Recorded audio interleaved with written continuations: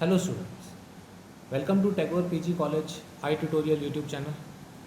मेरा नाम है योगेश बिश्नोई और इस पर्टिकुलर प्लेलिस्ट में हम बीएससी पार्ट 3 का फर्स्ट बुक की फर्स्ट यूनिट को डिस्कस कर रहे हैं, जिसमें फर्स्ट 2 लेक्चर्स में हमने डेफिनेशन और ब्रांचेस को डिस्कस किया। नेक्स्ट वीडियो लेक्चर्स में हमने एनवायरमेंटल फैक्टर्स को शुरू किया था। एनवायरमेंटल फैक्टर्स की एक क्लास हो चुकी है।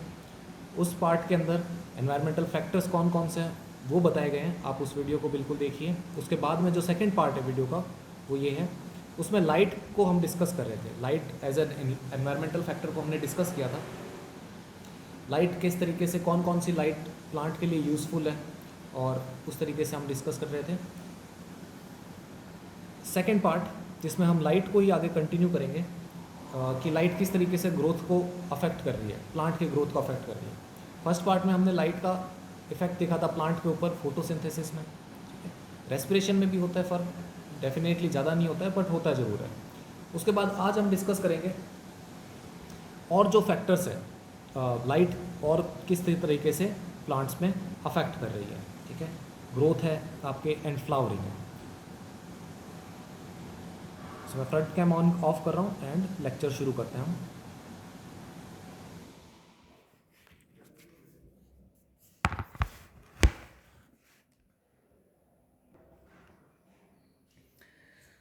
सो हमने फर्स्ट इफेक्ट देख लिया था जो कि था आपका photosynthesis. First one was photosynthesis.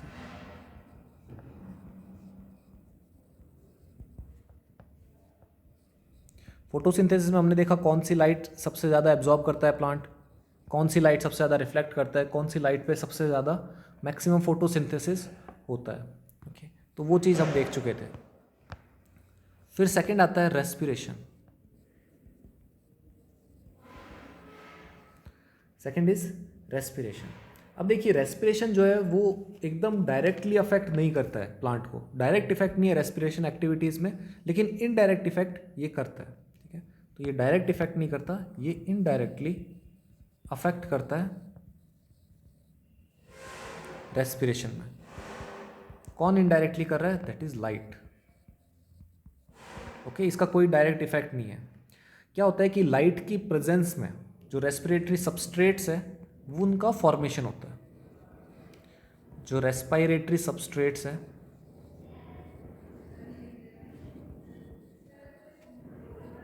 Respiratory substrates का सिंथेसिस होता है यहाँ पे, विच मीन्स इनका फॉर्मेशन होता है। सो रेस्पिरेटरी सबस्ट्रेट्स का फॉर्मेशन लाइट की प्रेजेंस में होगा, तो आप इनडायरेक्टली कह सकते हैं कि रेस्पिरेशन इनडायरेक्टली लाइट पर अफेक्ट करेगा। अगर लाइट होगी तो रेस्पिरेटरी सबस्ट्रेट्स का फॉर्मेशन होगा और वहाँ पर सिंथेसिस होगा। रेस्पिरेटरी सबस्ट्रेट्स क्या है? अब हमने इस लाइन को घुमा के बोल दिया कि रेस्पिरेटरी सबस्ट्रेट्स का फॉर्मेशन होगा तभी सिंथेसिस हो पाएगा, मतलब सबस्ट्रेट्स का जो सिंथेसिस होगा वो लाइट की प्रेजेंस में होगा। तो रेस्पिरेटरी सबस्ट्रेट क्या है? कार्ब भी तो है, कार्बोहाइड्रेट ही तो है, 6,6H12O6, यही तो है सबस्ट्रेट रेस्पिरेशन का। ग्लूकोज का ही तो ब्रेक डाउन करते हैं हम रेस्पिरेशन में, और ये बनेगा कब? लाइट में, जो कि हमने पिछले में डिस्कस किया था, फोटोसिंथेसिस। तो इनडायरेक्टली फोटोसिंथेसिस के जो प्रोडक्ट्स है, फाइनल जो प्रोडक्ट बनता है वही इसका सबस्ट्रेट होगा, और उसी का हम ब्रेक डाउन करेंगे रेस्पिरेशन में। ओके, इसी का ब्रेक डाउन होगा रेस्पिरेशन का। सो सेम वही रेस्पिरेशन का क्या? रेस्पिरेशन के अंदर रेस्पिरेटरी सबस्ट्रेट का, दैट इज आपका ग्लूकोज। तो इन कंडीशन को हम देख सकते हैं, अगर लाइट प्रेजेंट होगी तो सबस्ट्रेट बनेगा और तभी रेस्पिरेशन बन पाएगा। एक इम्पॉर्टेंट चीज़ आती है, उसको हम बोलते हैं कंपनसेशन पॉइंट। ये टर्मिनोलॉजी है, फोटोसिंथेसिस रेस्पिरेशन के साथ में हम करते हैं, वैसे नेक्स्ट बुक के अंदर हम डिस्कस करेंगे। यहाँ पे आप देख सकते हो कि जब कभी भी rate of photosynthesis, rate of photosynthesis equal हो जाए रेट ऑफ रेस्पिरेशन के, मतलब रेस्पिरेटरी सबस्ट्रेट जितने चाहिए बस उतना ही फोटोसिंथेसिस हो रहा है, एक्स्ट्रा कुछ भी नहीं बन रहा है और ना ही एक्स्ट्रा ब्रेकडाउन हो रहा है, उस चीज़ को हम बोलते हैं compensation point, light compensation point. तो लाइट की वो वेवलेंथ या फिर लाइट की वो इंटेंसिटी जब फोटोसिंथेसिस और रेस्पिरेशन बराबर हो जाए उसको हम बोलते हैं light compensation point, it is compensation point. इस पॉइंट पे लाइट प्लांट का ड्राई वेट इंक्रीज नहीं होता, ड्राई वेट इंक्रीज नहीं होगा, ओके, इंक्रीज नहीं होता है, light does not increase, okay, ये इंक्रीज नहीं होगा, ऑब्वियसली नहीं होगा क्योंकि बराबर है, जितना बनाएगा उतना खर्च हो जाएगा। सो रेस्पिरेशन में इतना ही आप लिखें तो ठीक है, ज़्यादा आपको इतना डिटेल में नहीं करना है रेस्पिरेशन को, सभी पॉइंट्स को टच करते हुए लगना है आपको। इकोलॉजिकल फैक्टर्स का बड़ा क्वेश्चन आएगा तो उसमें हर एक सब टॉपिक को टच करते हुए चलना है आपको। फिर आता है आपका opening and closing of stomata, opening and closing of stomata very important, okay. Stomata की खुलना और बंद होना लाइट पर डिपेंड करता है। हम देखते हैं जनरली लाइट की प्रेजेंस में स्टोमेटा जो है वो ओपन रहता है ड्यूरिंग डे, मतलब स्टोमेटा ओपन है ड्यूरिंग डे, दिन के अंदर स्टोमेटा ओपन है। और हम ये देखते हैं कि रात में या फिर लाइट की एब्सेंस के अंदर जो स्टोमेटा है वो क्लोज रहता है। यहाँ पर आप इतना ही ध्यान रखेंगे, ठीक है। होता क्या है, लाइट के अंदर फॉस्फोराइलेशन होता है और जो स्टार्च है वो सॉल्युबल शुगर्स के अंदर कन्वर्ट हो जाता है, ठीक है। उससे क्या होता है कि गार्ड सेल्स के अंदर ऑस्मोटिक प्रेशर बढ़ जाता है, और ऑस्मोटिक प्रेशर जब गार्ड सेल्स में बढ़ जाएगा तो उससे क्या होगा, वाटर का इनफ्लो होगा, ठीक है। यहाँ पर ऑस्मोटिक प्रेशर इंक्रीज हो जाता है। ऑस्मोटिक प्रेशर जब इंक्रीज होता है गार्ड सेल का, तब होता क्या है कि जो गार्ड सेल्स है, ये इनर वॉल थिक है, ये वाली वॉल इसकी थिक होती है, ये थिन होती है। जैसे ही ऑस्मोटिक प्रेशर इंक्रीज होगा, स्टार्च जब सॉल्युबल शुगर में कन्वर्ट हो जाएगा, स्टार्च है शुगर में कन्वर्ट हो जाएगा तो इसका ऑस्मोटिक प्रेशर बढ़ जाएगा। जैसे ही ऑस्मोटिक प्रेशर बढ़ेगा इसके अंदर इनफ्लो शुरू हो जाएगा वाटर का, H2O आने लग जाएगा। और जैसे ही H2O अंदर इंक्रीज होगा तो ये वाली जो वॉल है बाहर की तरफ पुश होगा, क्योंकि ये थिन है वॉल, ये वॉल थिन है। जब थिन वॉल के ऊपर ज़्यादा इस तरीके से प्रेशर लगेगा और ये वॉल थिक है तो इसको यहाँ पर ओपनिंग हो जाएगी, ठीक है। तो इस तरीके से स्टोमेटा ओपन होता है, क्लोज होता है, और ये हो रहा है लाइट की प्रेजेंस में, ओके, लाइट की प्रेजेंस में हो जाता है। अब एक और चीज़ देख सकते हैं, ओपनिंग ऑफ स्टोमेटा। अगर स्टोमेटा ओपन है तो ये क्या क्या काम करेगा, ओके। तो दो चीज़ें कर सकता है ये, एक ट्रांसपिरेशन, मतलब जो वाटर एब्जॉर्ब कर रहा है वो वाटर ऊपर जाएगा, लीव्स तक जाएगा, और वेपर्स की फॉर्म में वो जो वाटर है ये एनवायरनमेंट में चला जाएगा, तो ट्रांसपिरेशन करेगा, गैसियस एक्सचेंज करेगा। Transpiration and gaseous exchange, gaseous exchange CO2 and O2 इनको एक्सचेंज करेगा, ओके। CO2 लेगा तो उससे फोटोसिंथेसिस करेगा, और O2 लेगा उससे रेस्पिरेशन करेगा, ओके। ऐसा भी है, CO2 एक्सेप्ट करेगा, O2 रिलीज करेगा। अगर O2 उसके पास में CO2 से H2O से ही बन रही है जो O2, उसी को अगर जो O2 है उसको रेस्पिरेशन के लिए यूज़ कर सकता है। अगर इन द एब्सेंस ऑफ या फिर लो पॉइंट्स ऑफ O2 ये एटमॉस्फेयर से भी ले सकता है। बाकी मेनली जब स्टोमेटा ओपन होगा तो रिसीव करेगा कार्बन डाइऑक्साइड, इसका इनफ्लक्स होगा और ऑक्सीजन का ईफ्लक्स होगा, ओके। सो ये था आपका opening and closing of stomata. तो आप एक चीज़ देख सकते हैं, दिन में, ये तो दिन में हो रहा है, डे टाइम के अंदर ओपनिंग ऑफ स्टोमेटा हो रहा है, तो ट्रांसपिरेशन भी डे में मैक्सिमम होगा, ज़्यादा होगा। तो देखिए लाइट इनडायरेक्टली ट्रांसपिरेशन को भी अफेक्ट कर रही है, गैसियस एक्सचेंज को भी कर रही है, ओके। इससे फोटोसिंथेसिस वैसे भी फर्क पड़ रहा है इसका। तो देखिए लाइट डायरेक्टली और इनडायरेक्टली प्लांट में बहुत अफेक्ट करती है। अब है very very very important, growth and flowering.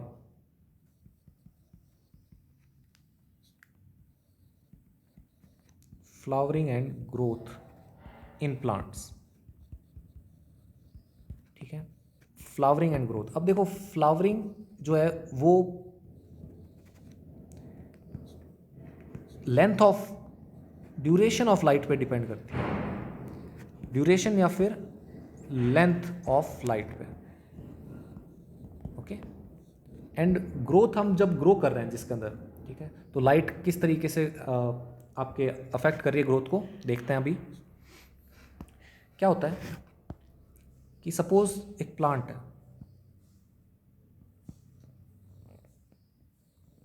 Suppose एक प्लांट है, इस प्लांट में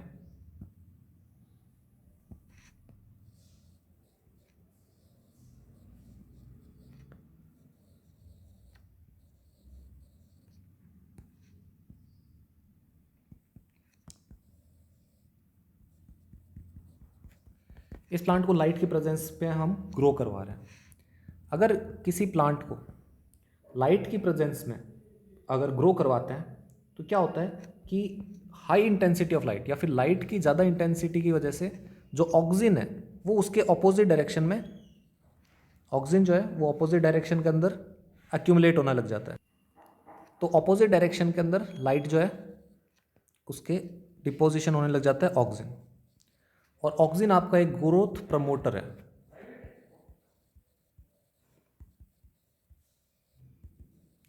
oxygen is a growth promoter. तो ग्रोथ प्रमोटर क्या करेगा, उसके ग्रो करेगा। तो लाइट इस तरफ आई तो ये देखिए आप, यहाँ पर ऑक्सीजन एक्यूमुलेट हो गया और इसकी लेंथ इस तरीके से बढ़ने लग जाती है। तो जहाँ पर लाइट होती है उसकी ऑपोजिट डायरेक्शन में ऑक्सीजन एक्यूमुलेट होता है। और लाइट अगर ज़्यादा हो जाती है तो ये क्या करता है, ऑक्सीजन को इनहिबिट कर देता है।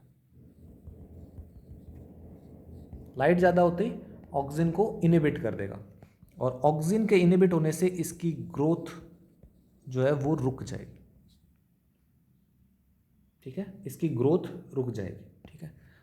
अब ऑक्सीजन सिर्फ प्राइमरी ग्रोथ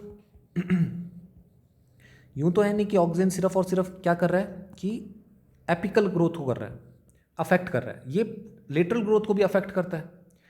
सपोज ऑक्सीजन है वो अब नहीं है यहाँ पे प्लांट के पास में, तो क्या होगा कि ये लेटरल ग्रोथ को शो करना शुरू कर देगा। तो प्लांट की जो शेप है वो बिगड़ जाएगी, वो चेंज हो जाएगी, ठीक है। तो ऑक्सीजन का प्रोडक्शन प्लांट की ग्रोथ के लिए बहुत इंपॉर्टेंट है, और ऑक्सीजन जो बनता है वो भी आपका लाइट की इंटेंसिटी पर आपके डिपेंड करता है, ठीक है।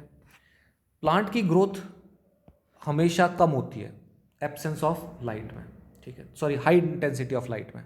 अगर लाइट ज़्यादा होगी तो प्लांट की ग्रोथ बहुत रुक जाती है।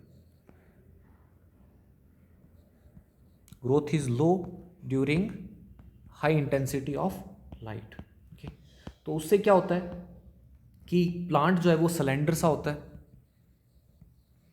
Plant is a cylinder like, ठीक है, एकदम थिन सा प्लांट होगा, बहुत ही मुरझाया हुआ सा होगा, और ऐसे क्या होगा कि वो प्लांट ज़्यादा टाइम तक सर्वाइव नहीं कर पाएगा।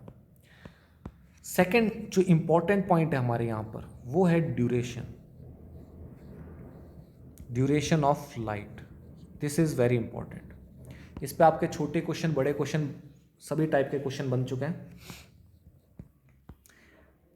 एक वर्ड है जिसको आपको समझना होगा, critical day length. Critical day length,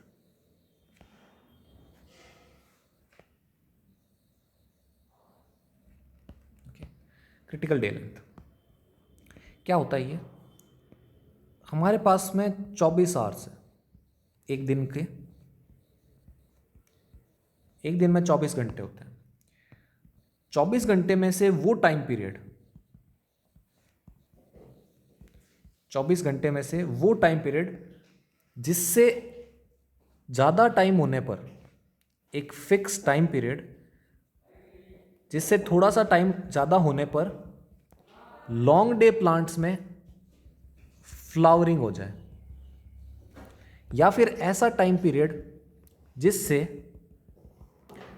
कम लाइट मिलने पर या फिर डार्क फेज मिलने पर शॉर्ट डे प्लांट में फ्लावरिंग हो जाए। इस टाइम पीरियड को हम बोलते हैं क्रिटिकल डे लेंथ, ये क्रिटिकल टाइम पीरियड है। ओके, ये क्रिटिकल टाइम पीरियड है लॉन्ग डे प्लांट के लिए और शॉर्ट डे प्लांट के लिए। ये ऐसा टाइम पीरियड है जिस टाइम पीरियड से ज़्यादा टाइम तक लाइट मिलने से लॉन्ग डे प्लांट के अंदर फ्लावरिंग हो जाएगी, या फिर इस टाइम पीरियड से कम टाइम मिलने पर शॉर्ट डे प्लांट में फ्लावरिंग हो जाएगी। ऐसे टाइम पीरियड को हम बोलते हैं critical day length.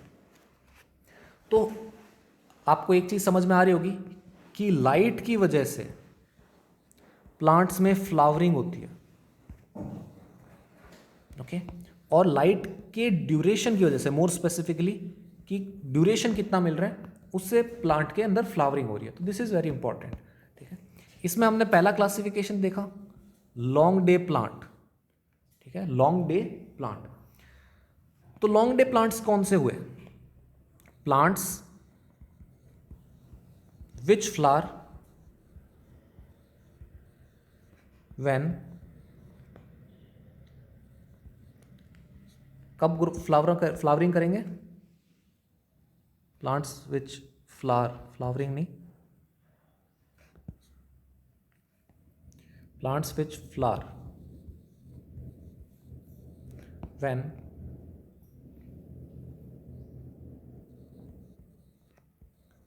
more light period is given than critical time period, critical day length, sorry, critical time period और क्रिटिकल डे लेंथ दोनों एक चीज़ ही होती है। तो क्रिटिकल डे लेंथ हमने लिया, उससे ज़्यादा हमने लाइट दे दी। ठीक है, क्रिटिकल डे लेंथ लिया, क्रिटिकल डे लेंथ से ज़्यादा लाइट दी। अब क्रिटिकल डे लेंथ कितना भी हो सकता है, हम मान सकते हैं कुछ प्लांट्स के लिए 12 आवर्स होता है क्रिटिकल डे लेंथ। तो 12 घंटे से ज़्यादा अगर लाइट मिल गई तो इन प्लांट्स में फ्लावरिंग हो जाएगी। ओके, उनको हम बोलेंगे लॉन्ग डे प्लांट्स। देखिए नाम से भी पता चल रहा है लॉन्ग डे प्लांट है, इनको बहुत लंबा दिन चाहिए फ्लावरिंग के लिए। एग्जाम्पल्स है इसके, रेडिश, पोटैटो, स्पिनच। ठीक है, ये याद रखना है आपको, एग्जाम्पल्स याद होने चाहिए, डेफिनेशन याद होनी चाहिए। क्रिटिकल डे लेंथ से ज़्यादा लाइट दोगे आप तो उसमें फ्लावरिंग हो जाएगी। अच्छा, एक और चीज़, जो लॉन्ग डे प्लांट है इनको हम, लॉन्ग डे प्लांट को हम शॉर्ट नाइट प्लांट्स भी बोलते हैं। ओके,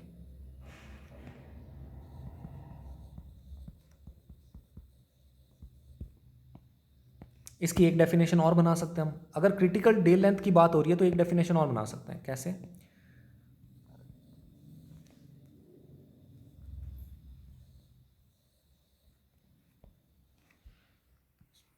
चलिए पहले शॉर्ट डे प्लांट्स करते हैं, दोनों का साथ में होगा तो जल्दी से हो जाएगा, आसानी से हो जाएगा। शॉर्ट डे प्लांट्स,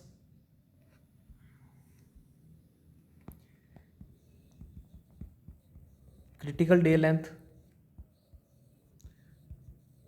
की लाइट, एक प्लांट के लिए स्पेसिफिक क्रिटिकल डे लेंथ की लाइट या फिर 12 आवर्स की लाइट, ठीक है, 12 आवर्स कभी वही होता है, उससे अगर कम टाइम पीरियड का अंदर लाइट, क्रिटिकल डे लेंथ से कम लाइट पीरियड अगर किसी प्लांट को दी जाए और उसकी वजह से उस प्लांट के अंदर फ्लावरिंग हो जाए,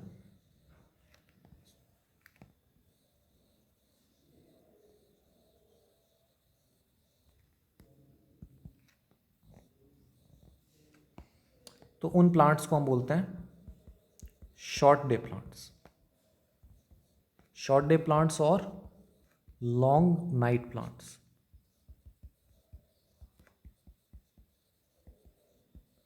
शॉर्ट डे प्लांट्स और लॉन्ग नाइट प्लांट्स।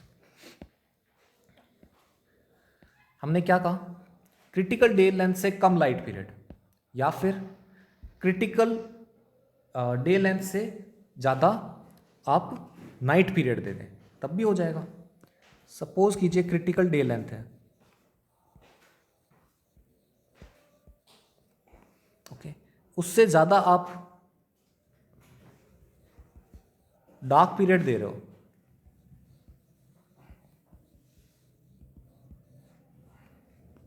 तब भी इनमें फ्लावरिंग हो जाएगी, then also they will flower. Okay, so critical day length is important. अब मैं एक छोटा सा वो बना देता हूँ, उससे आपको समझ में आ जाएगा।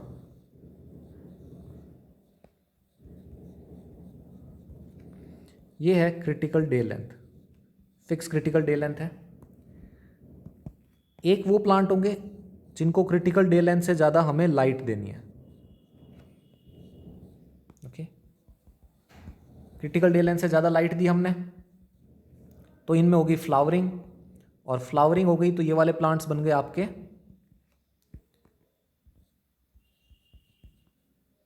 Long day plant. और इस क्रिटिकल डे लेंथ से कम लाइट दें हम, या फिर डार्क पीरियड दे दें हम, डार्क पीरियड, सॉरी कम लाइट दें हम, ये क्रिटिकल डे लेंथ है, इतनी लाइट हमें चाहिए। इससे हमने ज़्यादा लाइट दी तो लॉन्ग डे प्लांट, इससे हमने कम लाइट दी तो शॉर्ट डे प्लांट्स। दूसरी चीज़ क्रिटिकल डे लेंथ है, अब मैं दोनों चीज़ें उससे समझा रहा हूँ, नाइट से। क्रिटिकल डे लेंथ है हमारे पास में इतना, और क्रिटिकल डे लेंथ से अगर ज़्यादा हमने नाइट पीरियड दे दिया या फिर डार्क पीरियड दे दिया तब भी फ्लावरिंग हो जाएगी शॉर्ट डे प्लांट्स में।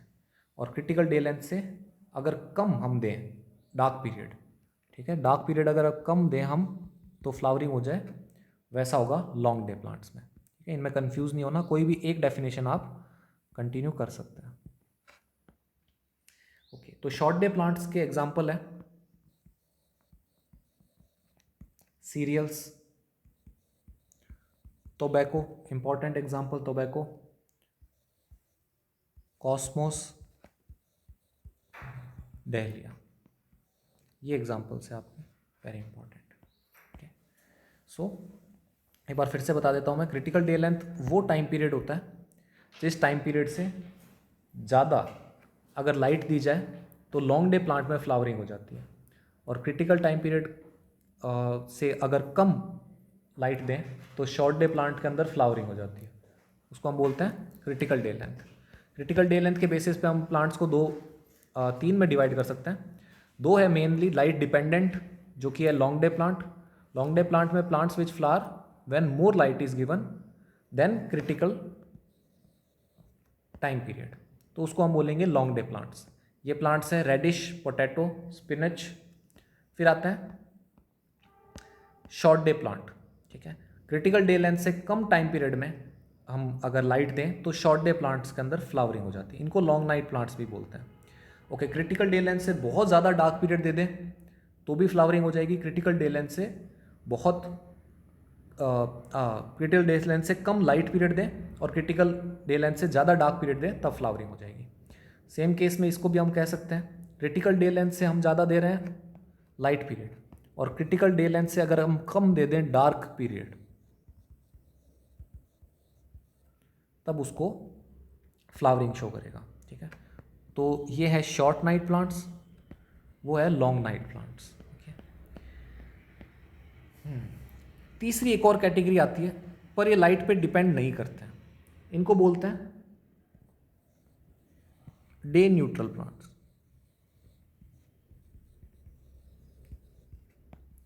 Day neutral plants, day neutral means ये न्यूट्रल है इनकी लाइट पे, कोई रेस्पॉन्स नहीं, या फिर हम बोलें तो very little response is shown, very little response of flowering is shown by plants। okay, उनको हम रखेंगे डे न्यूट्रल प्लांट्स के अंदर। okay, इनके एग्जांपल्स हैं cotton, balsam and tomato. Cotton, balsam and tomato, these are the examples of day neutral plants। So there are 2 more subtopics जो कि light पे डिपेंड करते हैं। ओके, हम अभी इसी वीडियो लेक्चर में कंटिन्यू में कर देते हैं। Fifth one is movement. Fifth one is movement. तो लाइट की वजह से मूवमेंट भी होता है, आप जानते हैं, ठीक है। बहुत सारे लाइट के अंदर बहुत सारे ऐसे प्लांट्स हैं जो कि मूवमेंट करते हैं, और इवन सभी कर सकते हैं, ठीक है, क्योंकि लाइट की तरफ ही जाते हैं वो, उनको ग्रोथ करनी है और उनको फोटोसिंथेसिस करना है। तो कभी भी आप किसी भी एक डार्क सा बॉक्स ले लो, एक डार्क बक्सा ले लो, उस पर यहाँ पर निडल वगैरह से पियर्स कर दो और लाइट वगैरह डाल दो यहाँ से, ठीक है ना, या फिर इतना आप होल कर दो और उसमें यहाँ पर एक बल्ब लगा दो। उससे क्या होगा, लाइट आएगी और लाइट इस तरीके से आएगी अंदर की तरफ, ठीक है, और आप यहाँ पर एक प्लांट को लगा दो।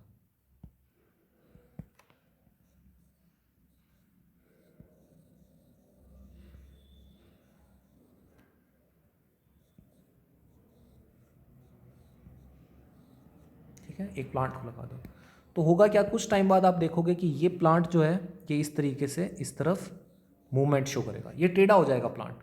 धीरे धीरे ये प्लांट कुछ इस तरीके से ग्रो करना शुरू कर देगा, ये इस तरीके से इस तरफ आ जाएगा, ठीक है, यहाँ पर झुकने लग जाएगा। रीज़न है कि प्लांट को लाइट चाहिए फोटोसिंथेसिस के लिए, तो उसके लिए उसको उसी डायरेक्शन में जाना होगा। सो स्टेम, रूट एंड लीव्स सबका लाइट की तरफ अलग अलग मूवमेंट है। स्टेम जो है, ठीक है, वो पॉजिटिवली फोटोट्रॉपिक है। ओके, जो स्टेम है दैट इज पॉजिटिवली फोटोट्रॉपिक, वो उसकी डायरेक्शन में जाएगा।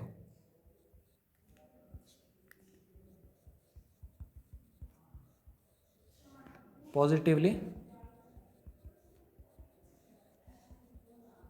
फोटोट्रॉपिक है, विच मीन्स कि ये लाइट की डायरेक्शन में जाएगा। किसी के भी आगे ट्रॉपिक जो मूवमेंट्स हैं उनके आगे अगर पॉजिटिव लगा हुआ है तो वो उसकी डायरेक्शन के अंदर जाएगा। जैसे पॉजिटिवली जियोट्रॉपिक, जियो मीन्स ग्रेविटी, ठीक है, ग्रेविटी के लिए पॉजिटिवली जियोट्रॉपिक होती है रूट, तो रूट ग्रेविटी की डायरेक्शन में जाएगी। इसी तरीके से हम देखते हैं रूट को हम बोल सकते हैं ये नेगेटिवली फोटोट्रॉपिक है, दिस इज नेगेटिवली फोटोट्रॉपिक। तो रूट आपके लाइट से दूर जाएगी। तो देख सकते हैं आप कि लाइट की डायरेक्शन के अंदर ये जा रहा है प्लांट, लेकिन इसकी रूट जो है वो उल्टी डायरेक्शन में नीचे की तरफ जाएगी।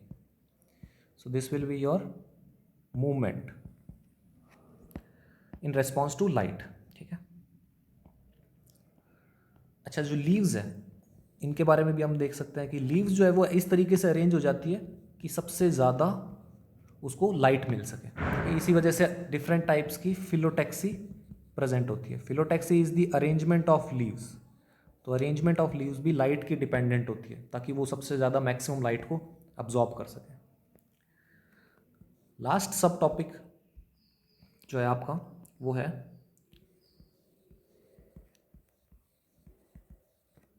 जर्मिनेशन ऑफ सीड्स, ठीक है। जो मॉइस्ट सीड्स है, देखिए सीड्स जो है वो वाटर को ही एब्जॉर्ब करते हैं और वाटर को एब्जॉर्ब करके इम्बिबिशन से वो क्या करते हैं, जर्मिनेट होते हैं। लेकिन जो मॉइस्ट सीड्स होते हैं वो बहुत सेंसिटिव होते हैं लाइट के लिए। These are very sensitive to light. तो जर्मिनेशन जो है वो कुछ सीड्स का रुक जाता है लाइट के प्रेजेंस में, okay. Some seeds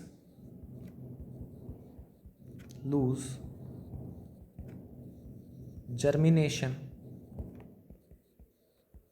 in process of when exposed to light.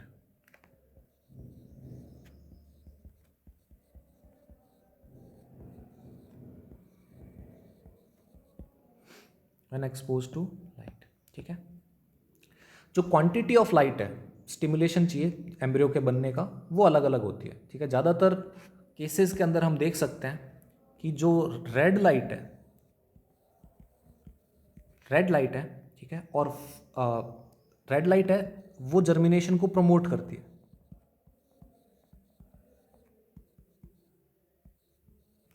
Okay, red light जो है वो जर्मिनेशन को प्रमोट कर रही है, लेकिन हम एक चीज़ और देख सकते हैं कि जो फार रेड है, जिसकी लेंथ वेवलेंथ जो है वो काफ़ी ज़्यादा है, वो जर्मिनेशन को इनहिबिट करता है।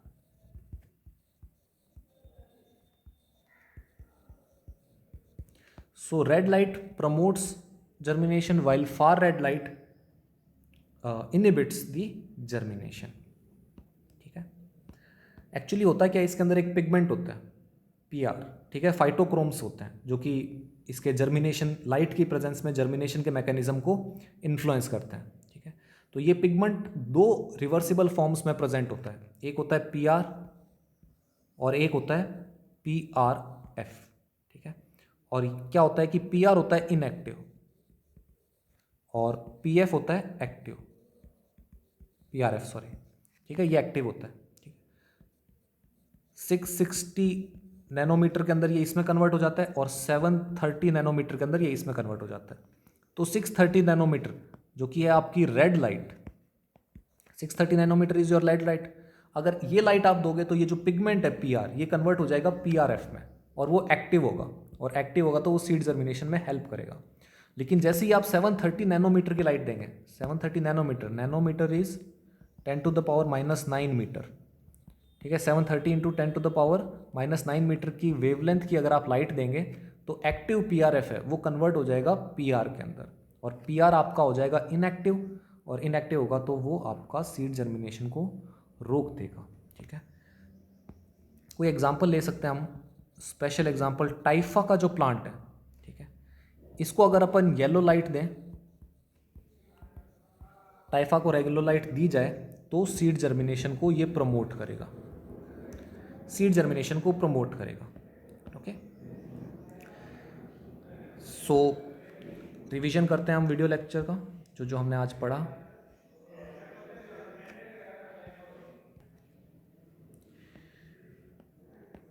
आज हमने फैक्टर्स देखे कि जो फैक्टर्स हमारे पास यूजफुल है लाइट के प्रेजेंस में, लाइट के अंदर, प्लांट के अंदर क्या क्या इफेक्ट्स शो कर रहा है। First was photosynthesis, last video lecture में डिस्कस कर लिया हमने। सेकंड रेस्पिरेशन, एंड थर्ड हमने क्या, flowering and growth in plants. इसमें हमने long day plants, short day plants कर लिया, ठीक है। हमने डे न्यूट्रल प्लांट्स किया, मूवमेंट किया, एंड जर्मिनेशन ऑफ सीड्स किया, ओके। इनमें आपको कोई भी डाउट हो आप मुझसे पूछ सकते हैं। नेक्स्ट लेक्चर में हम अगले फैक्टर्स को डील करेंगे, जैसे कि टेम्परेचर को डील करेंगे नेक्स्ट लेक्चर में। सो मेरा नाम है Yogesh, I am signing off, thank you very much.